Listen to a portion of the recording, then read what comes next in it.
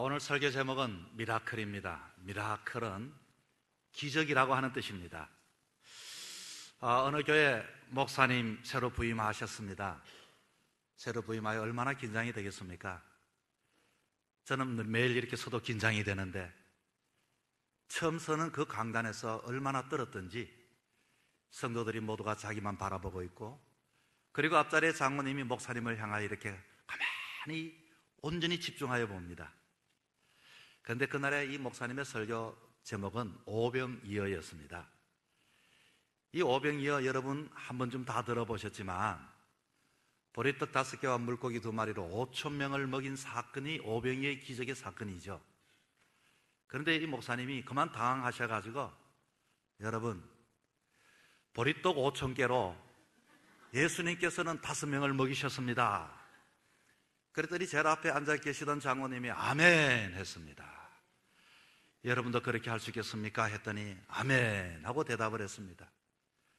여러분 묻습니다. 여러분 그렇게 할 수 있겠습니까? 보리떡 5,000개로 5명을 먹였습니다. 여러분 그렇게 할 수 있겠습니까? 보리떡 5,000개로 5명 여러분 못 먹이겠습니까? 다시 묻습니다. 보리떡 5,000개로 5명을 먹이셨습니다. 목사님이 가만히 생각해보니 너무나도 참 본인이 한심하기도 해서 다음 주에 또 똑같은 설교를 했습니다. 여러분, 예수님께서 보리떡 5개로 물고기 5개와 물고기 2마리로 5,000명을 먹이셨습니다. 이제 정확하게 말했습니다. 그랬더니 장로님이 아멘 하고 대답을 하셨는데, 여러분 그렇게 할 수 있겠습니까? 물었더니 할 수 있습니다 그랬습니다. 여러분, 제가 여러분에게 묻겠습니다. 여러분 그렇게 할 수 있겠습니까? 그래서 목사님이 물었습니다. 아니, 보리떡 5개와 물고기 2마리 어떻게 5,000명 먹이겠습니까? 그랬더니 지난주에 남은 음식으로 다 먹이겠습니다. 그렇게 대답을 했습니다. 여러분, 제가 오늘 오병이어에 대한 말씀을 전하려고 하는데, 오늘 이 시대에 어떻게 오병이어 그와 같은 진부한 그 말씀을 목사님이 전하나 생각하지 마시고 깊이 한번 들어볼 수 있기를 바랍니다. 오늘 이 시대는 인공지능 시대입니다. 우리 최근에 이 알파고라고 하는 이 인공지능을 가진 기계와 이세돌이 바둑을 한판 대결을 하게 되었습니다. 아무리 인간이 뛰어난다고 한들 그 인공지능을 가진 그 알파고를 이겨낼 수가 없었습니다. 이 인공지능을 가진 이 알파고는 모든 컴퓨터와 다 이렇게 자료를 수집하고 그리고 분석을 해서 어떻게 하면 그 사람의 수를 또 분석을 해서 이길 수 있는가, 아주 정확하게 분명하게 그와 같이 해서 기계가 이겼습니다. 세문안교회 이제 원로 목사님이 되셨죠. 그분이 미국의 언더우드 선교사님이 놓으신 미국 최초의 신학대학교 227년이 되어진 그 학교의 목회학 2호 박사님이 되셨습니다. 여러분, 언더우드 선교사님 그 나온 학교, 제가 바로 그 학교 졸업생입니다. 그런데 그 학교를 목사님이 목회학 박사로서 이와 같이 학위를 받으시고 미래 신학에 대한 강연을 하셨습니다. 여러분, 미래 목회를 앞으로 어떻게 할 것입니까? 목사님들도 앞으로 알파고와 같은 인공지능을 가진 목사님을 사람들이 요구하게 되어질 것입니다. 모든 성경을 다 외우고 그리고 모든 주석을 다 수집을 하고 가장 좋은 말씀을 성도들의 마음속에 넣어주는 인공지능을 가진 목사.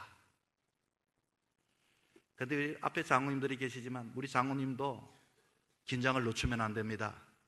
인공지능을 가진 장로님, 기도도 은혜스럽게 하고 맞춤법도 틀리지 아니하고 그 시대의 모든 자료를 분석해서 거기에 맞도록 기도를 한다면 얼마나 은혜스럽겠습니까? 성도들도 마찬가지입니다. 인공지능을 가진 성도들의 가치관을 오늘 이 시대에는 성도들이 다 가지고 있습니다. 목사님이 설교를 준비했냐 안 했냐, 목사님이 오늘도 그 말씀이 누구를 보고 이렇게 설교하는 거 아닐까, 그 목사님 말씀이 그 오늘 말씀이 아주 적합한 말씀일까, 나름대로 저 예화는 지난번 언제가 사용했는 건데 저걸 또 왜 사용할까, 나름대로의 분석을 하여서 그와 같이 설교를 듣는 인공지능의 가치를 가진 성도들이 오늘도 주변에 많이 있습니다. 바로 이런 시대 모든 것들이 인공지능은 이기게 되어져 있고 논리적이고 합리적이고 거기에 대해 이성적인 사고를 가진 성도들이 앉아 있는데 무슨 오병이의 기적 같은 이야기를 지금 하려고 하는가 하는 것이죠. 그런데 사람들은 그와 같은 생활의 삶을 살아가면서도 그 마음속에서 과연 만족이 있느냐, 기쁨이 있느냐, 은혜가 있느냐, 행복이 있느냐라고 생각할 때 도리어 그와 같은 삶을 살면 살수록 그 마음속에 빈들과 같은 마음, 피폐한 마음, 따지는 마음, 분석하는 마음, 그 마음이 생겨나더라 그 말입니다. 고독하고 힘들고 넉넉하지가 않습니다. 더 팍팍한 삶을 살아가게 되어질 수밖에 없죠. 자, 오늘 이 시대 속에서 우리는 질문하게 됩니다. 인공지능과 같은 가치를 가진 모든 많은 사람들 속에 과연 교회가 필요한가? 과연 성경 말씀을 우리가 믿을 만한가? 과연 그 말씀이 우리에게 은혜가 되어질까? 오늘도 많은 사람들은 자기가 듣고 싶은 것만 들으려고 하고 자기가 듣고 싶지 않는 것은 거부하고 때로는 도리어 목사님 설교가 문제가 많다, 때로는 그것은 오늘 이 시대에 적합하지 않다 라고 우리는 분석하고 판단한 시대에 살아갑니다. 여러분 어떻습니까? 그러나 그렇게 삶을 살아갈수록 우리 마음에 행복이 있고 기쁨이 있고 은혜가 있는 것은 절대로 아닐 것입니다. 이 문제를 어떻게 하면 해결할 수 있을까요? 어떻게 하면 성경이 우리에게 들려주는 이 역사가 우리의 삶의 능력으로 다시금 회복되어져서 기적을 경험하며 살아갈 수 있겠느냐 하는 것입니다. 어떻게 하면 다시금 이 성경의 역사가 이 알파고가 있고 인공지능의 시대가 있는 가치 세상 속에서 믿음의 삶을 회복하고 다시금 주님 주시는 기쁨과 기적을 경험할 수 있을까요? 첫째는 오늘 본문에 봤더니 모든 사람들이 다 함께할 때 오병이어의 기적이 일어나게 된 것입니다. 이 빈들의 수많은 사람들이 어른이나 남자나 여자 어린아이 할 것 없이 모두가 예수님이 가까이 다 넣으셨습니다. 사실 예수님은 소문을 들었거든요. 세례 요한이 죽었다는 소문을 들었습니다. 헤롯이 세례 요한을 가만두지 않았습니다. 그리고서 예수님이 또 소문을 듣습니다. 이제 예수님을 모함하고 예수님을 헤롯이 죽이려고 한다. 그럴 때 예수님께서는 갈 곳이 없었습니다. 모든 사역을 내려놓고 한적한 곳 빈들에 혼자 이와 같이 쉬기 위해서 제자들을 데리고 갔는데 뒤를 돌아보니까 제자들이 전합니다. 예수님, 이 사람들이 예수님께 이와 같이 지금 몰려오고 있습니다. 왜 오느냐? 주님 말씀 듣기 위해서. 이 빈들의 삶 속에서 사람들이 얼마나 모였는가 하니 5,000명이나 남자만 모였으니 어린 아이도 있을 것이고 여자도 있을 것이고 거기에는 한 2만 명 정도의 사람들이 예수님의 말씀 듣기 위하여 모두가 나왔습니다. 여러분, 이 빈들에 어떻게 기적이 일어날까요? 기적은 모든 사람들이 모임에서부터 하나님의 기적이 일어남을 믿으시기 바랍니다. 사탄은 이런 이유 저런 이유로 말합니다. 바쁘다고 합니다. 피곤하다고 합니다. 너만 참여하라고 말합니다. 모임이 필요 없다고 말합니다. 그러나 지난날에도 마찬가지로 오늘 이 시대, 바쁜 시대일수록, 인공지능의 시대일수록 우리는 아날로그의 시대로서 주님께 모여서 함께 기도하고 함께 말씀을 듣게 되어지면은 하나님의 능력과 기적이 일어남을 믿으시기 바랍니다. 우리는 지난날 청림동에서 이렇게 새 성전으로 이주하여 왔습니다. 여기서 이 새 성전을 세워지기까지 몇 사람이 아이디어를 가지고 세운 게 아닙니다. 어린아이에서부터 어른에 이르기까지 모든 사람들이 다 사모하고 함께 기도하고 함께 참여하고 함께 땀 흘리고 함께 고민하고 함께 모여 이 각박한 시대 속에 빈들과 같은 이곳에서 하나님의 성전을 세워질 것을 기도하고 사모하고 간절하게 여길 때 여러분 이곳에 기적이 일어남을 믿으시기 바랍니다.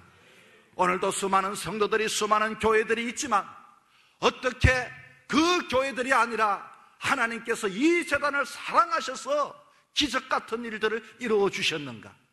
그것은 우리 모두가 마음과 뜻을 함께 모두어 주님께 나왔을 때 기적이 일어나게 된 것입니다.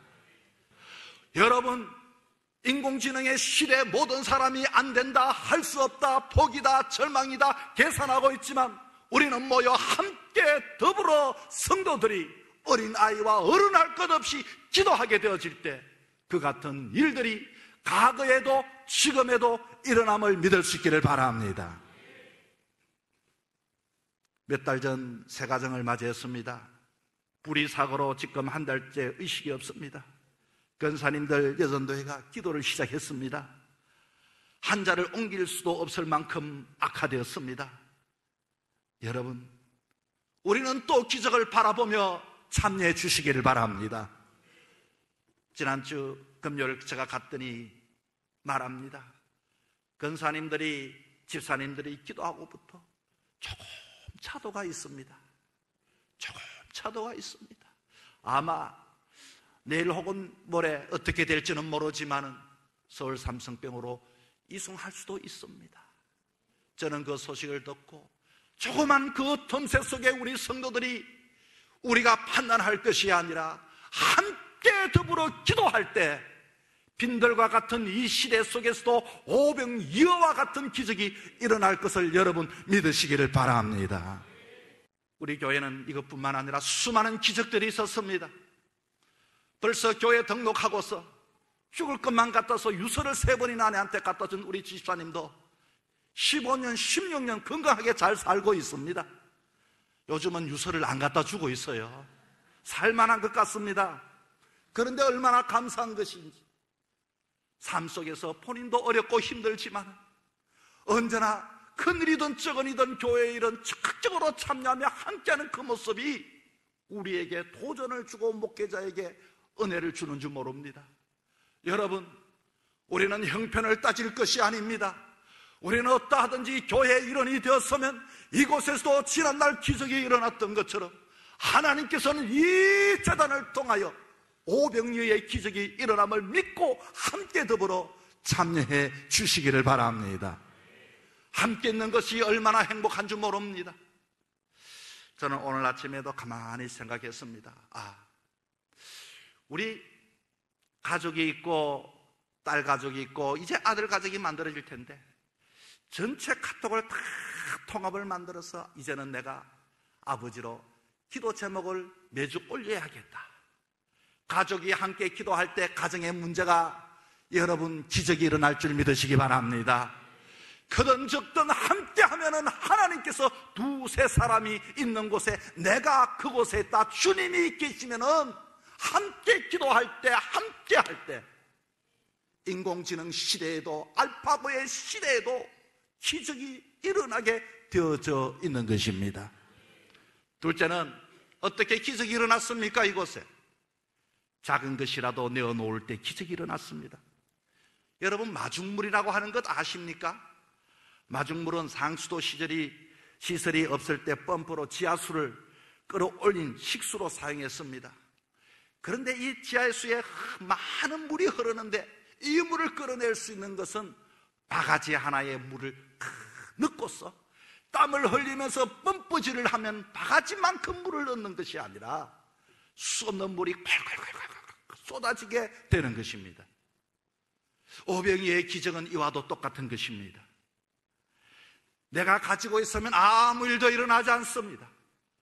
내가 드리고 내가 내려놓고 내가 이와 같이 수그럽져 마실 수도 있지만 내려놓고 땀 흘리고 기도하고 주님 앞에 내려놓을 때 그 펌프에서 물이 흐르는 것처럼 이 재단에도 그와 같은 기적이 일어나게 되는 것입니다. 여러분, 어린아이의 도시락을 상상해 보십시오. 이 어린아이가 오병이어라고 하는데 이 5병은 떡병짜죠. 5 뭉텅이의 떡과 2 마리의 이 물고기인데 이 물고기는 원어에는 옵사리온이라고 써 있습니다. 옵사리온이라고 하는 물고기는 어떤 물고기인가 하니 쉽게 말하면 가치가 없이 낚시꾼들이 낚시를 하고서 자기의 물고기통에 담아두는 것이 아니라 보고서 그냥 밖에다가 던져 놓습니다. 그러면은 가난한 사람이 그것을 보고 주워가서 염장을 하고 보관해 놨다가 자기가 먹는 것이 옵사리온의 이 물고기의 의미입니다. 이렇게 작은 보잘것없는 것이지만은 마중물처럼 주님 앞에 내려놓게 되어질 때 기적이 일어나게 된 것입니다.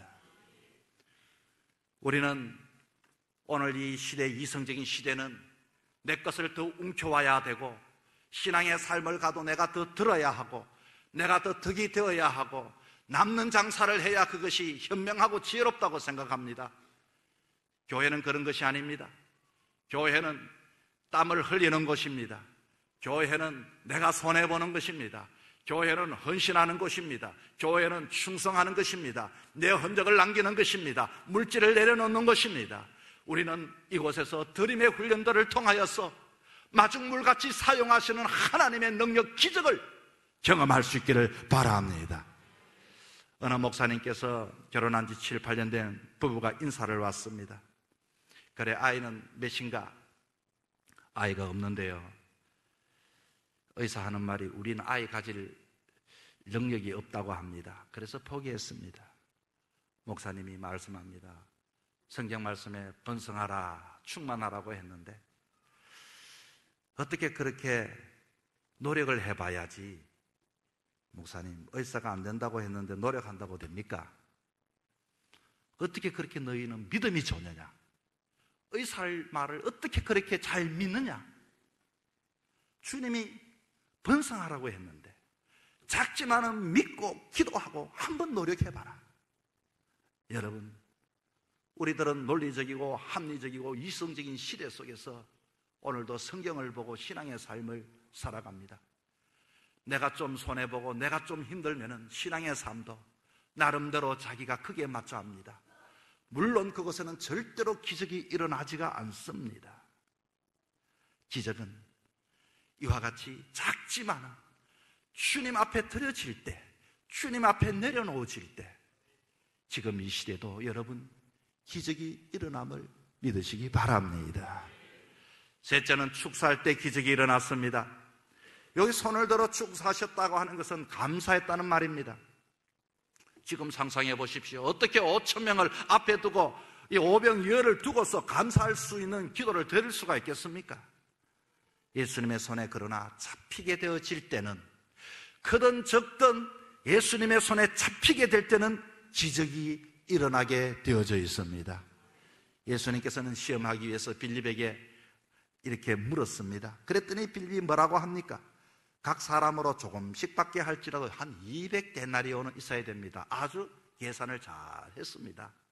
그리고서 200데나리온이 있어도 부족합니다. 그런데 안드레는 9절에 뭐라고 말합니까?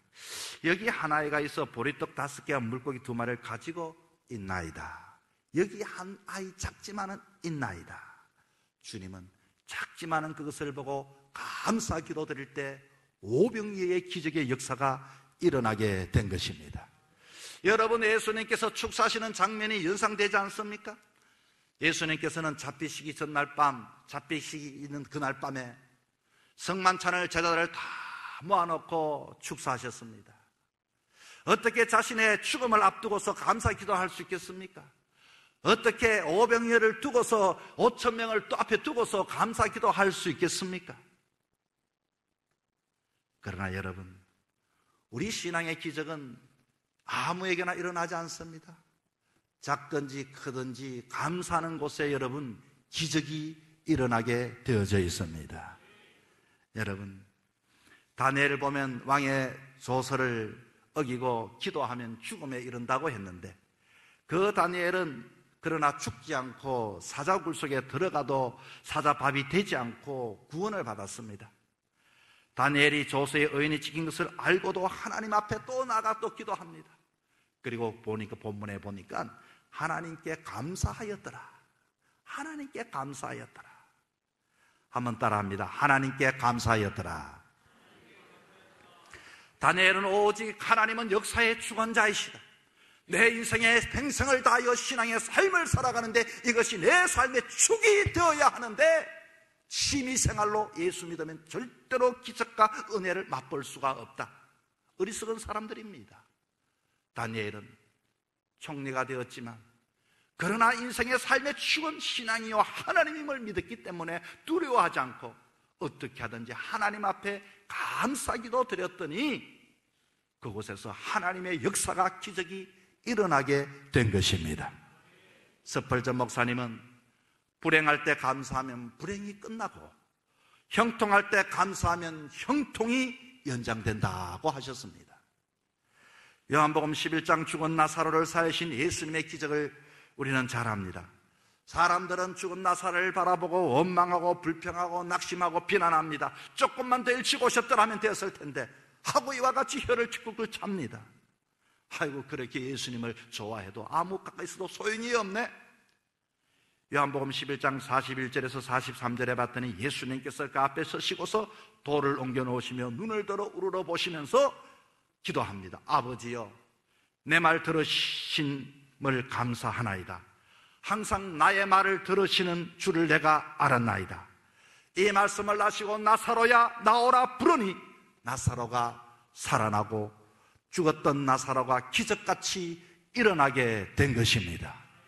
우리 앞에 죽음이 있고 우리 앞에 낭망이 있고 절망이 있다 할지라도 하나님 앞에 감사하는 자에게는 하나님은 어떤 방법으로든지 기적을 일으키고 은혜를 주시고 살 소망을 주시고 우리에게 다시 한 번 더 주의 주시는 그 평강을 경험하게 되는 것입니다.